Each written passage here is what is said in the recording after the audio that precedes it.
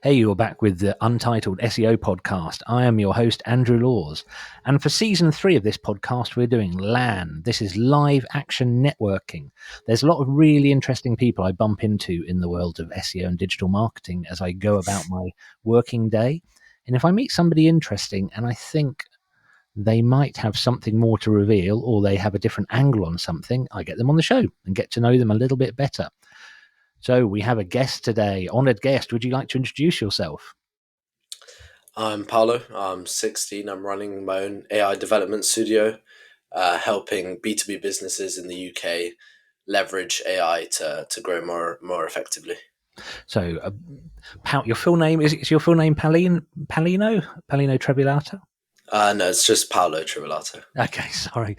I kind of sort of everyone who comes on the podcast fills in a little release form to tell me a bit of information about themselves, and I was probably reading too deeply into that.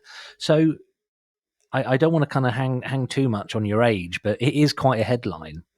So you started your business when you were 15. What was the spark? What made you kind of go, hey, this is the way I'm going to go? I'd been in development for a few years, and I knew that I wanted to kind of do my own thing, and I really liked just creating my own thing and I guess growing it.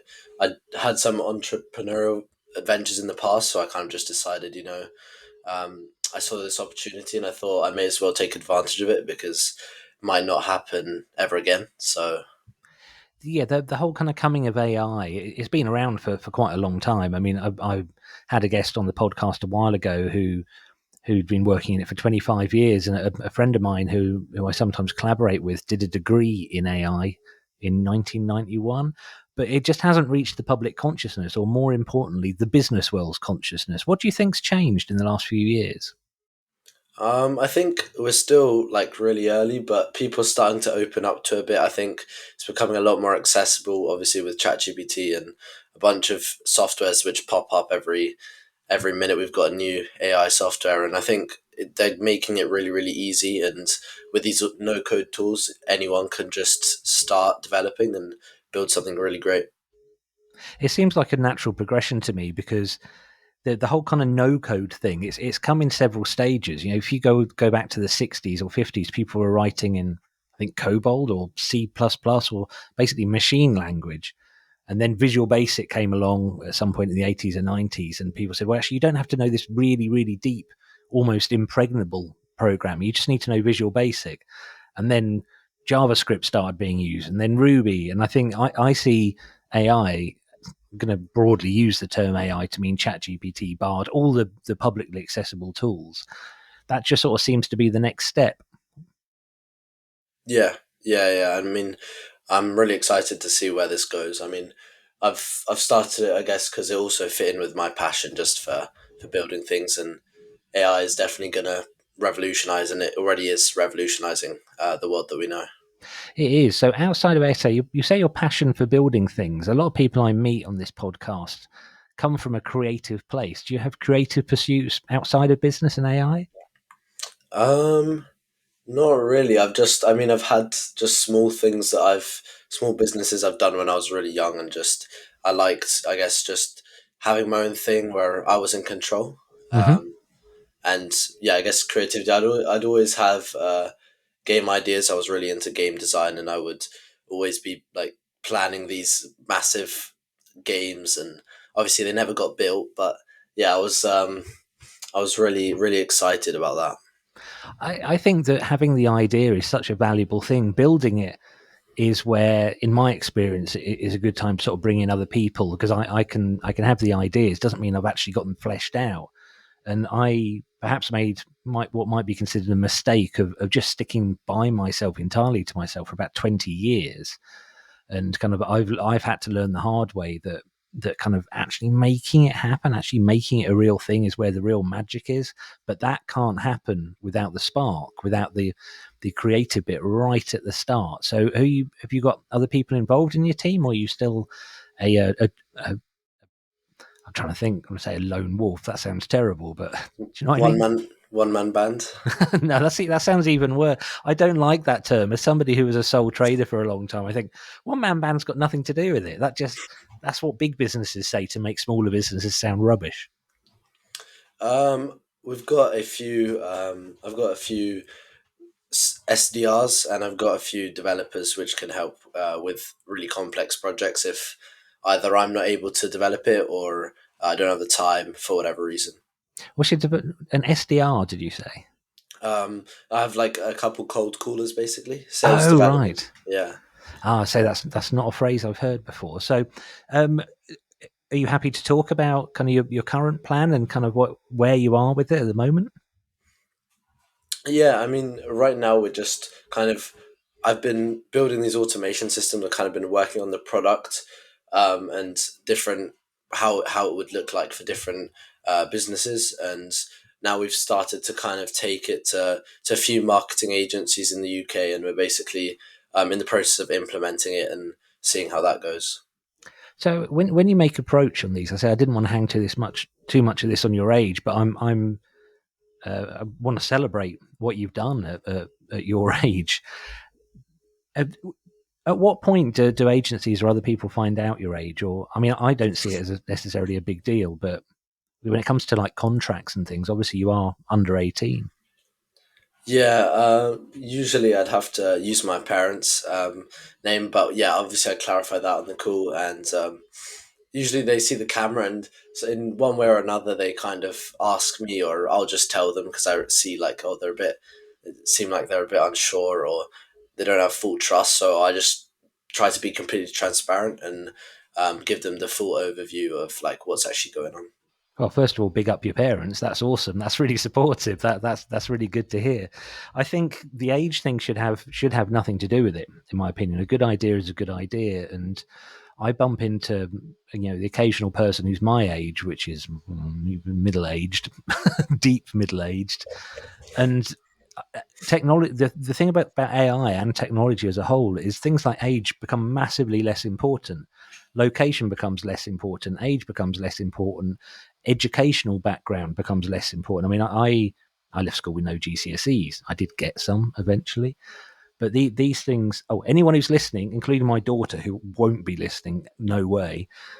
You still need to work hard at school and all that stuff. But to that end, do you see school as something you've just got to get through, or do you see it as a resource that's going to help you develop? I'm not gonna completely neglect it. I mean, I think there's definitely gonna be opportunities that can come about, and like a few, like I've basically been training my friend to cold call, and he's starting to get some results, and I'm kind of bringing the people around me um, that have been around me for a while, just kind of into this. If obviously if they want to, I'm not gonna Mm. force them, but and just helping my friends. Like I've helped two of my friends start their own agencies, and I'm kind of just. I mean, I think school's going to be useful. I think education's useful. I mean, I do computing, so I'm still going to improve my coding and have a chance to practice it. Um, and also, I guess, yeah, you'll learn skills, and it's really the experiences probably where I'll learn what to do next time and what not to do next time. Yeah, I'm sort of thinking back to when I went to the careers office when I was at high school, and they'd say, "What do you want to do?" And I'd be like, "I want to be a musician." They're like, "No, no, what do you really want to do?" I'd like to think that you go to the careers office and they say, "What do you want to do?" And you're like, "Way ahead of you, way ahead of you." Now, careers officer, here's how you can help me. Yeah, yeah. I mean, I don't obviously have to do what I'm doing, but I never really. I kind of started to have a period where I didn't have much to do. I kind of stopped playing video games, and I was just feeling really unproductive. And then I thought, you know what, I'll start something, see where it goes. Cool. So, what are you gonna? So, you're gonna stay in education? And I mean, you have to legally, I know, for at least another couple of years. But do you get the choice of what you're doing now? Would you choose business or would you choose a technology path? I'm starting to lean a bit more towards business. Obviously, also as my team builds, I'm kind of less on the service delivery side, but I will definitely be keeping some kind of role in the technology side. I don't know. I mean, if I was able to, and in a position to, I'd probably quit sixth form, but I don't think I'm able to. I don't think my parents would be very happy either. So Yeah, there's an element of it's still very much useful to be part of that kind of system. So are you just sort of hitting it and seeing what happens, or have you got kind of a 10, 20, 5 test? I'm getting too far ahead here. Have you got like a 5, 10, 15, 20 year plan, or are you just kind of seeing what happens? We've got like quarterly goals, I guess, Oh monthly. wow. Okay. I made 1 year, 10 year, 100 year goals like quite a while ago. I need to find them, but I basically just made those, and I kind of wanted to just look back at them in a few years and just just have them there as kind of a reminder, I guess. So things like these span goals, they come out of a lot of kind of coaching or business books that a lot of people in business read all the time. I'm quite surprised to sort of hear that you've got those kind of things. Well, I shouldn't be, having spoken to you for 10 minutes now. So what inspires you? Where do you get this information from? What makes you? What gives you these kind of really clear ideas? Well, specifically, I've been really engaged in like the YouTube community and like people who do things over there. I specifically someone called Charlie Morgan. He's probably one of my personal like people that I've been watching and just basically just following for ages, and he's seemed to be very transparent and authentic. And then I've also helped. No, and then I've also looked at few books I've been reading, like productivity books like Atomic Habits, and then I've Hmm. also read a few. Um, I need to. I don't even remember, but I've read a few books. That's something that sort of never goes away. The core ones that when I go to business meetings or I go and talk at an event and books come up, there's Atomic Habits always comes up. That's like a golden one. Stephen Covey's Seven Habits of Successful. I should probably know the last word. I can't remember. How to Win Friends and Influence People by Dale Carnegie, very famous book. Mindset by Caroline Dweck is a really good one. I'm trying to think of other really popular ones that come up. You could build a whole library out of these Yeah, books. So what you're seeing, I'm just looking up Charlie Morgan. It's not a name I know, but this is how I make 1.3 million a month. So in terms of targets, it looks like you're aiming kind of in the right direction for big growth. yeah. I've also read a lot of. I've read all of Alex Hormozy's books. He kind of used to be in the gym space, but then he scaled, and I'm halfway through his yeah, first book at the moment, the $100,000, $100 million offers. 100 Yeah. million. See, look, I'm clearly not thinking big enough. Yeah, is this the 10 pence goal or whatever that is? Oh, cool. So, what sort of people are you looking to collaborate with? I mean, what sort of businesses are you reaching out to? We've kind of been niche in the marketing agency specifically, so um, just anyone that's kind of a. I guess we're not really looking to take on very small ones, like maybe that are just don't have any employees. I mean, I'm sure there are big ones without employees, but Not many. usually yeah, yeah, I guess. But usually when they have employees, that's also where we can kind of thrive and really help them offload the work and reduce the cost of outsourcing. And usually with agencies, you have to scale by hiring, typically, and that can be quite unhealthy and I guess not great for your profitability either. So if we kind of come in and try to mitigate that, I guess. So there's two, as I understand it, and correct me if you're wrong, if I'm wrong. There's two main strands. There's the part of the business where we haven't actually said the name of your business. This is lax of me. You're 13 minutes in. What's your business called? Starborn, like star in the sky, and then like a baby being born. Cool, nice, like it. So two main parts to the business. There's helping marketing agencies with outreach, so finding leads or generating leads for themselves. And the other side of the business is looking at processes and perhaps streamlining or de-skilling. I use the phrase de-skilling in a very positive way. De-skilling using AI. Would that be fair?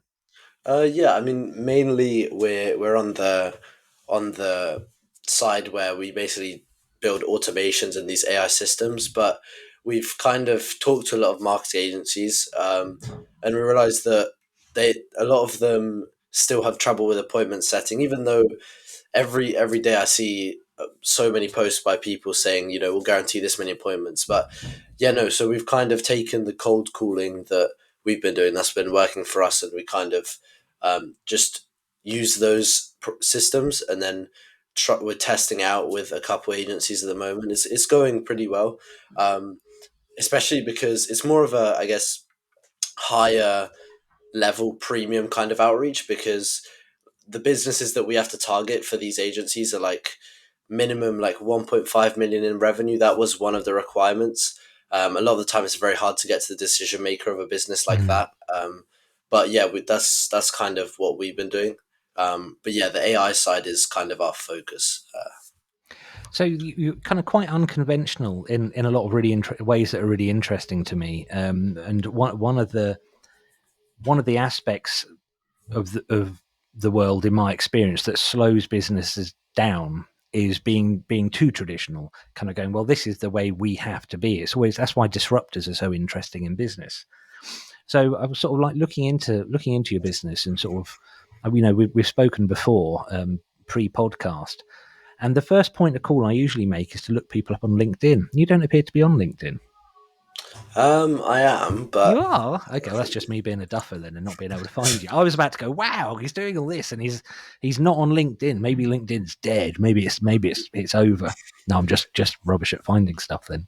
I mean, I don't know. I had some issues a few months ago, so maybe it still hasn't put me back on the search results, but we'll see. Okay, well we'll link. Well, actually, when it comes to the end of this episode, I'll ask you where what website and bits you want to be added to the show notes anyway. So, what's been your biggest learning in the last year? Because I know you say you've done several things before. That's a tough one. What's been the one that you've just kind of woken up in the middle of the night and gone, oh my god, that is completely against what my expectations were? Um, I mean, I am putting you on the spot horribly. yeah, give me a minute. Doesn't have to be anything profound. It can just be, I found out if I stay in bed half an hour longer, I've got a clearer mind. I mean, like for me specifically, the position where I'm doing things, I guess I don't really have any consequences. So like I can just stop, like running my business, and I'll be like everyone else. I'll be, I guess, quote unquote normal. But like, but so I guess I don't have that drive that where you're like I have to make this work. But I'm kind of trying to put that drive in myself, to actually, work as hard as possible and provide as much value as I can to the people we're working with. Um, I can see. I mean, the drive, a lot of the drive for me for growth is I've got mouths to feed. I've got people wages to pay, and that is a part of it, and that is a motivating factor. But I can only talk about my own experience here. The real drive, having gone through coaching, continual coaching, and reading, set by the sounds of it, some of the same books you have, that's not enough of a drive for me. I have to be creating something. I have to be doing something for the community and doing other things. And it sounds to me you're talking about there being no jeopardy, which does to someone who's nearly 50 does sound like an enviable position to be in when growing a business. But I'd like to think that it also is allowing you to look at things with a bit more clarity. So I've got the stress of going, I need to feed these people. yeah, I guess that's definitely a good way of putting it. I guess it's I'm definitely very grateful. Like I'd rather be in a position where I don't have to, but I can. And I mean, I like what I do, and that's why I do it for the most part, and also because you know I can help more people, be able to, I guess, get rid of those consequences by growing their business. And yeah, I mean, it's really just it just depends on the situation, I guess. Well, as a mission statement, wanting to use technology to help people lead freer lives sounds like a pretty good one to me. Okay, so we're going to wrap up around about here. So, if there's one thing you want people to remember about this conversation afterwards, what would it be? Um,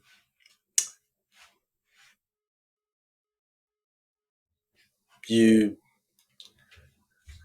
not really sure. Again, putting you on the spot, you can just say, I want them to remember to contact me.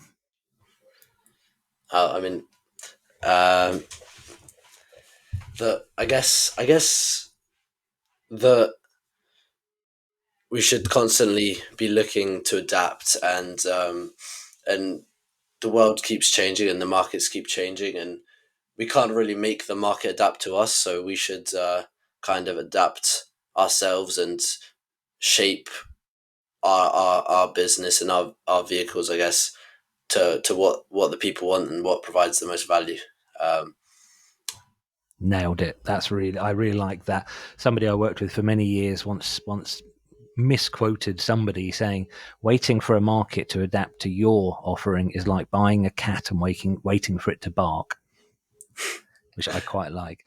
Okay, Paolo, I really appreciate your time. Thank you ever so much for speaking to us today. We'll put the links and stuff in the show notes, and I'm going to say goodbye. Would you like to say goodbye? yeah, sounds great. Had a good time talking to you, and I hope we speak again.